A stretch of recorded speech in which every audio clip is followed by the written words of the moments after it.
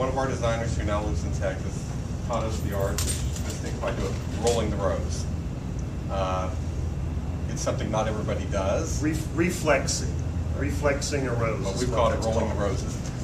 Opens them up, then we spray with the crowning glory, kind of freeze it that way. You still have the clothes, but you have that different look to it. So I kind of tried to pull that into it.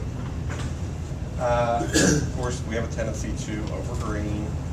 I ended up with, I think, 55 stem counts, but several of that is due to the breaks. There's maybe 20 more pokes in there.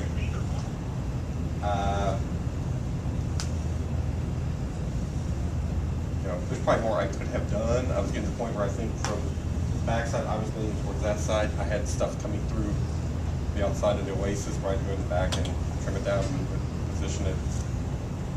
So, you want to make sure your stems end up in the water source. Right, because it went straight through. Yeah, they will get weak. You want to show everyone how to reflex?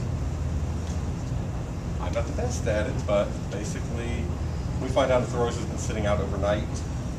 You have to be careful you're not tearing the petal. If it's crisp, it will break, it will crack, it will not reflex properly. Just trying to make sure taking. You can also dip it in warm water. Like he said, if he needs it for that particular day, they do this more than I do. I just kind of. It makes it look like a beautiful garden rose, very open. And look at the amount of space that it covers. Now, we've been playing with this one over here a little bit, so it's kind of close back up. But look at the amount of space that it covers. So you leave them out overnight if you're going to do that. That's the best, or warm water if you need to do it right away. And there are certain colors reflex better than others, and certain varieties just have. The keto and some of the cheaper white roses do not reflex very well because their petals stay snappy. Perceived value, that one I just snapped, so it's going to pop back up.